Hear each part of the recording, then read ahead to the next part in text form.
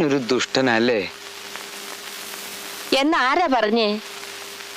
എനിക്കങ്ങനെ ഇതുവരെ തോന്നിയിട്ടില്ലല്ലോ. ആരെങ്ങനെ പെരുമാറിയാലും അതിനൊക്കെ എന്തെങ്കിലും കാരണമില്ലാതിരിക്കുവോ? അത് നേരാ നീ പറഞ്ഞത്. ദൈവം തമ്പുരാന്റെ മുന്നിലായാൽ പോലും തോറ്റു കൊടുക്കാൻ ശങ്കരൻകുട്ടിമേനാവില്ല. അമ്മിണിയെ നല്ലൊരുത്തിന് വിവാഹം കഴിച്ചു കൊടുക്കണം. എനിക്കത് ചെയ്തേ പറ്റൂ. അടുത്ത ആഴ്ച ഞാനൊരു സ്ഥലം വരെ പോവാ. അവൾക്ക് നല്ലൊരു ആലോചന വന്നിട്ടുണ്ട്. നീ പേടിക്കണ്ട. പഴയതുപോലെ ഇത് കലങ്ങാനൊന്നും പോണില്ല. ഇതിനിടത്തട്ടുകാരോ ബ്രോക്കർമാരോ ഇല്ല. ഒരാളെ ഇതിന്റെ മുമ്പിലുള്ളൂ. കളരിക്കൽ കിഴുക്കാന്തൊടിയിൽ ശങ്കരൻകുട്ടി മേനോൻ. ശങ്കരൻകുട്ടി മേനോൻ എപ്പോഴെങ്കിലും തോറ്റിട്ടുണ്ടോ? ഇല്ല. അതൊന്നും മുഖത്ത് നോക്കി പറഞ്ഞേ. ഇല്ല. ആ, അതാ പറഞ്ഞത്. ഇത് നടക്കും. എന്നിട്ടൊരു 5 കൊല്ലം കഴിയട്ടെ. അച്ഛൻ ചെയ്തു തന്ന ഉപകാരത്തിന് അന്ന് എൻ്റെ മോൾ എന്നോട് നന്ദി പറയും. നീയും. അങ്ങനെ ഒരു ആലോചന ഉണ്ടെങ്കിൽ അത് നടക്കും, തീർച്ച. അമ്മിണിയും വേലായുധൻകുട്ടിയും തമ്മിലുള്ള ബന്ധം എനിക്കറിയുന്നത് പോലെ ലോകത്ത് ആർക്കും അറിയില്ല. ഇതിനൊരു തീരുമാനം ഇന്ന് തന്നെ എടുക്കണം. തീരുമാനം എടുത്തു കഴിഞ്ഞു. നാളെ കാലത്ത് 6 മണിക്ക് പഴനിക്ക് ഒരു ബസ് ഉണ്ട്. അതിന് 2 ടിക്കറ്റും ബുക്ക് ചെയ്തിട്ടുണ്ട്. ഒന്ന് അമ്മിണിക്കുട്ടിക്കും ഒന്ന് കുഞ്ഞിക്കാദർ. ടിക്കറ്റ് പാര് പോയാലും കിട്ടും. പക്ഷേ അമ്മിണിക്കുട്ടിയെ വിളിച്ചിറക്കിക്കൊണ്ട് ഒരു മാർഗം നമ്മൾ കണ്ടുപിടിക്കണല്ലോ. കണ്ടു കഴിഞ്ഞു പോലെ. ചെകുത്താന്റെ ബുദ്ധിയല്ലേ പടച്ചോ ഞമ്മക്ക് തന്നത്. അതാ നോക്കി.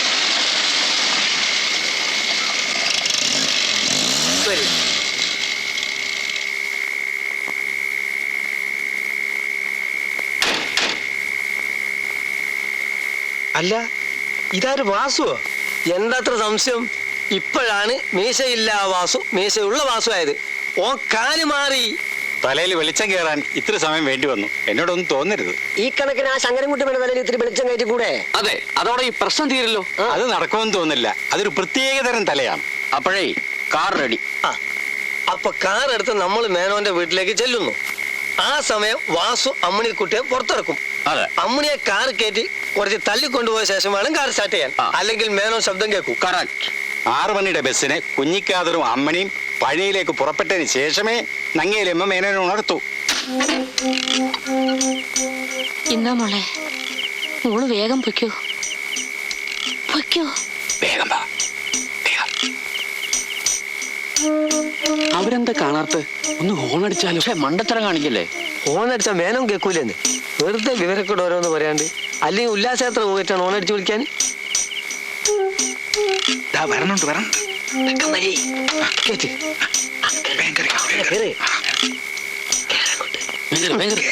എല്ലാരും കൂടെ കൂടി കയറി മീരയ്ക്ക് വരെ ഒത്തിരുന്ന വണ്ടി ഇറങ്ങാതെ ശങ്കരോട്ട് വരണം. ശരിയാണ്. ഇറങ്ങി വേഗം.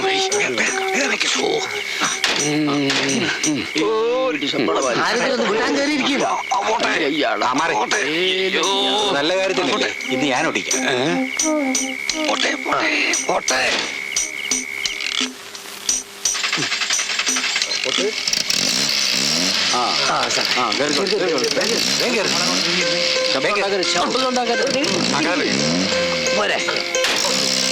ഇതുപോലെ വീസ പൈനക്ക് വാസു. ഹരഹരോ ഹരഹര. അമ്മിണിയെ രക്ഷിച്ചേക്കാളേറെ എനിക്ക് സന്തോഷം ഈ കള്ളക്കഴിവര് നമ്മുടെ ഭാഗത്ത് ചേർന്നതാ. കൊച്ചു കള്ള.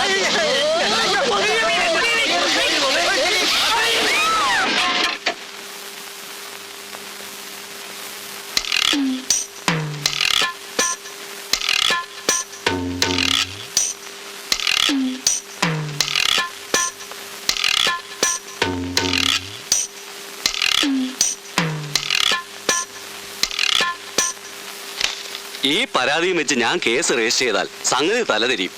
അമ്മിണിക്കുട്ടിയെ തട്ടിക്കൊണ്ടുപോയെന്നല്ലേ പരാതി? അല്ലാതെ പിന്നെ പാതിരാത്രിക്ക് അവരെന്റെ വീട്ടിൽ കയറി വന്ന് വിരുന്നുണ്ണാനാ? തട്ടിക്കൊണ്ടുപോയില്ലെന്ന് അമ്മിണിക്കുട്ടി പറഞ്ഞാൽ താൻ വന്ന് ലോക്കപ്പിൽ കിടക്കുവോ? അങ്ങനെ ഒരു വകുപ്പുണ്ടോ? ഉണ്ട്. കോടതി പോയാ താൻ പറയുന്നതിൽ അമ്മിണിക്കുട്ടി പറയുമെന്ന് തനിക്ക് ഉറപ്പുണ്ടോ?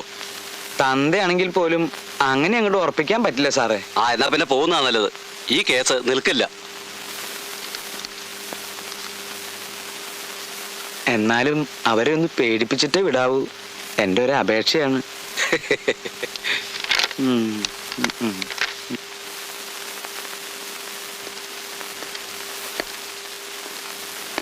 നീയും എന്നെ ചതിച്ചു അല്ലേടാ. മന്ത്രങ്ങളൊന്നും മറന്നുപോയിട്ടില്ലല്ലോ അല്ലേ? ഇനി ആരെയാണാവോ അവിടെ നിന്ന് തുള്ളിക്കാൻ പോണേ? അളിയോ, എന്നെ തോൽപ്പിച്ചു കളയാമെന്നൊരു മോഹം മനസ്സിലുണ്ടെങ്കിലേ അതങ്ങോട്ട് മാറ്റി വെച്ചേക്ക്. ദൈവം ഇപ്പോഴും എന്റെ കൂടെ തന്നെയാ.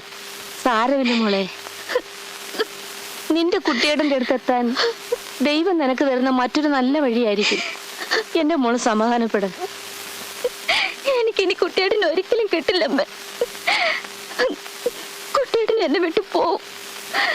എന്നെ എല്ലാവരും ഒറ്റക്കാക്കിട്ട് പോവും.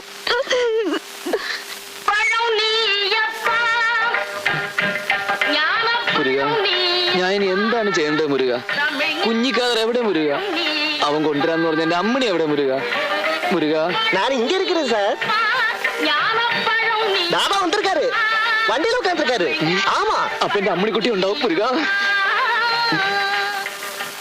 നോക്കണ്ട, ഓളില്ല. ഇല്ലേ? പടച്ചോന്റെ കിതാബിൽ എഴുതിയ വായിക്കാൻ നമ്മളെ കണ്ണിന് വെളിച്ചം പോരാ. മനസ്സിലായില്ല കുഞ്ഞിക്കാതറെ?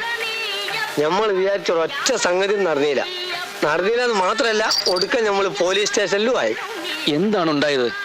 ഉണ്ടായത് എന്താണെന്ന് ആവർത്തിച്ച് വിസ്തരിക്കുമ്പോൾ തന്നെ നേരം വെളുക്കും. അമ്മണിക്കുട്ടിനെ ആൺകുട്ടികൾ കൊണ്ടുപോയി ചെയ്യും. ആ ശങ്കരൻകുട്ടി മേനോൻ എന്ന് പറഞ്ഞ സാധനല്ലേ, ഒരു കടോൽ ഖജന. അങ്ങോട്ട് നമ്മൾ ഒന്നായിട്ട് വാരി മലത്തി അടിച്ചാലിഞ്ഞു മോനെ. ഞാൻ മരിക്കാൻ പോവാ. എന്നാ പിന്നെ ആർക്കൊരു വിഷമമില്ലല്ലോ. ഇത് കുറച്ച് നേരത്തായിരുന്നു നമുക്ക് വസൂലി ലാഭമായിരുന്നു. ഞാൻ ഇനി എന്താ ചെയ്യാ കുഞ്ഞിക്കാതറെ? ഇവിടെയാണെങ്കിൽ ആ കാളിമുത്തും ആനന്ദവല്ലിയും കൂടി എന്നെ സ്നേഹിച്ച് കൊല്ലുക. ഒരു വഴിയുണ്ട്, ഒരൊറ്റ വഴി. ആ വഴിക്ക് നീങ്ങാൻ നീ തയ്യാറാണോ? വഴി അപകടമില്ലാത്താണെങ്കിൽ തയ്യാറാ. നിന്റെ ആനന്ദവല്ലിനോട് ഉള്ള കാര്യം തുറന്നു പറഞ്ഞ് നീ തടിയൂരി നാട്ടിൽ പോകാൻ നോക്ക്. എന്നിട്ട് ഒച്ചപ്പാടൊന്നുമില്ലാതെ പോലീസിലൊരു പരാതി എഴുതി കൊടുക്ക്. പോലീസ് ആമ്പടിയോടുകൂടി അമ്മണിക്കുട്ടി നിന്റെ ഉള്ളം കയ്യിൽ വന്ന് ഭരതനാട്യം നടത്തിയിട്ടില്ല, അത് കാണാൻ ഞാൻ വരുന്നുണ്ട്. നീ പോ മുരുക. ആ, കുറെ ദിവസമായി പണി നടന്നിട്ട് വിട് ബസ് സ്റ്റാൻഡിലേക്ക്. Hi hi.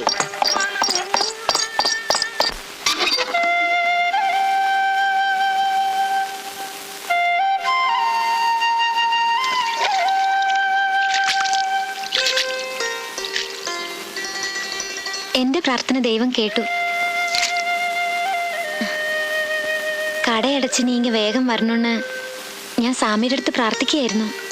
ஏன் தெரியுமா, இப்ப ഇവിടെ நம்ம 2 பேரும் மாத்திரம்தான் இருக்கோம். அச்சனும் அம்மையும் கோயில்ல தங்கத்தேர் பார்க்க போயிருக்கு.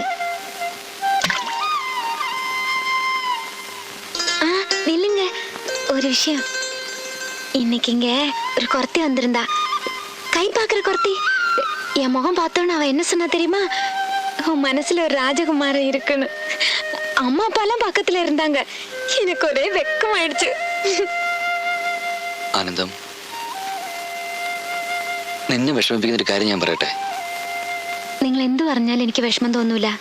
എന്നാ சொல்றது நீங்க தானே, சொல்லுங்க.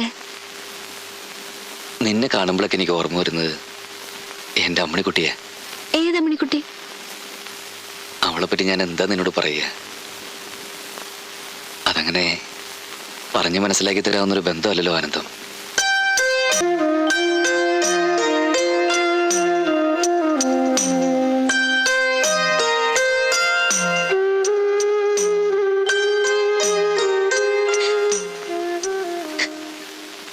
ആനന്ദം, നേരത്തെ പറയായിരുന്നില്ലേ ഞാനിങ്ങനെ വെറുതെ എന്റെ മനസ്സ്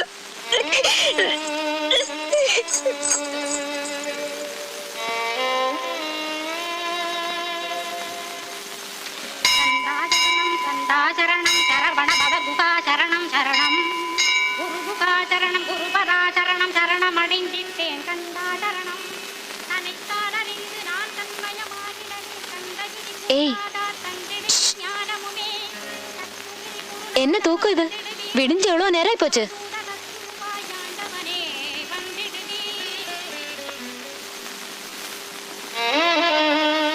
ഇന്നലെ രാത്രി ഉറങ്ങാൻ വൈകിയല്ലേ? ഉங்க മനസ്സ് കഷ്ടമാ இருந்திருக்கும், எனக்கு தெரியும். പെട്ടെന്ന് അത് കേട്ടപ്പോ நான் என்னென்னமோ சொல்லிட்டேன். എന്നെ മன்னிச்சிடுங்க. ഞാനല്ലേ നിന്നെ വേദനിപ്പിച്ചത്? ഏയ്, അപ്പം അങ്ങനെ തോന്നിയെന്നേ ഉള്ളൂ. യോസിച്ച് പാത്താ ഞാൻ താ ഒരു പൈത്യം. ഈ വീടും പഴനിമല അല്ലാതെ വേറൊന്നും ഞാൻ കണ്ടിട്ടില്ല. വിവരം പുരിയാമേ എന്തൊക്കെയാ ഞാൻ കാണിച്ചു കൂട്ടിയത്? വന്നു കയറിയപ്പോ തന്നെ ഞാനെല്ലാം പറയേണ്ടതായിരുന്നു. അതൊന്നും പറവാല്ലെങ്കിൽ നാമ രണ്ടുപേരും പഴകി கொஞ்ச நாள் தான் ஆச்சு. அதுக்குள்ளே நீங்க என்னை விட்டுட்டு போயிடுவீங்களோன்னு எனக்கு எவ்வளோ வேதனையா இருக்கு. இவ்வளோ காலமா உங்களையும் மனசில் நினைச்சிட்டு இருக்கிற அம்மணி குட்டிக்கு எத்தனை விஷமம் ഉണ്ടാവും. ആ കുട്ടിയെ ഇനി ഇങ്ങനെ വിഷമിപ്പിക്കരുത്. நீங்க சீக்கிரம் ஊருக்கு போய் இந்த பொண்ணை கூட்டிட்டு வாங்க. ഇവിടെ താമസിക്കാം. പിന്നെ அப்பா அம்மா கிட்டலாம் இப்போ ஒன்றும் சொல்ல வேண்டாம்.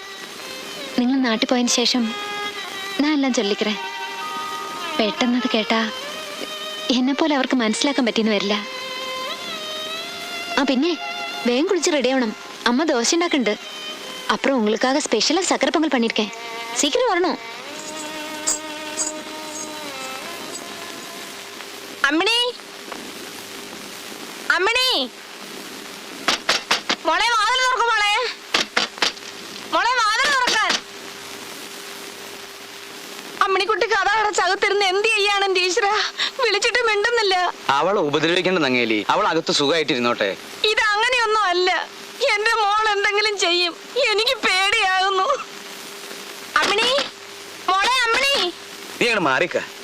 അമ്മിണി, അമ്മിണി. എന്റെ അമ്മേ.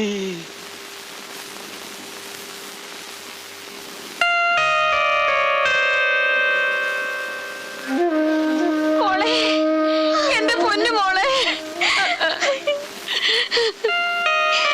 നിനക്കാരായി ബുദ്ധി പറഞ്ഞു തന്നത്? ഒരു സെക്കൻഡ് തെറ്റിയിരുന്നെങ്കിൽ എന്റെ മോളിപ്പം ഒരു മനുഷ്യ പറ്റില്ലാത്ത ആളായി പോയല്ലോ നിങ്ങള്.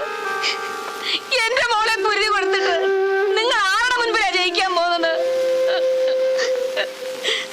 അങ്ങേലി, ശങ്കരൻകുട്ടി മേനോൻ ഇപ്പോഴും ജയിച്ച് തന്നെ നിൽക്കുന്നത്. നിന്റെ പുന്നാര മോൾക്ക് ഇപ്പോഴും ഒന്നും സംഭവിച്ചിട്ടില്ലല്ലോ. എടേ, ഈ വീടിന്റെ ഉത്തരത്തില് ഒരു കാലത്തൊരു ശവം ആടി കളിച്ചിട്ടുണ്ട് എന്റെ അച്ഛൻ. എന്റെ അച്ഛൻ എന്തിനാ തൂങ്ങിയെന്നറിയോ? ഇല്ലെങ്കിൽ കേട്ടോ, നിന്റെ മുത്തശ്ശിയില്ലേ, ആ തള്ള കാരണം സർവ്വവും നശിച്ച് കടം വന്ന എന്റെ അച്ഛൻ തൂങ്ങിയത്. അതിനുശേഷം ഞാൻ കഷ്ടപ്പെട്ട് കെട്ടിപ്പൊക്കിയതാ ഈ കാണുന്നതൊക്കെ. അതിനകത്ത് അതേ തള്ളയുടെ ഒരു വിത്ത് കാരണം നീയും തൂങ്ങാൻ പോവാ.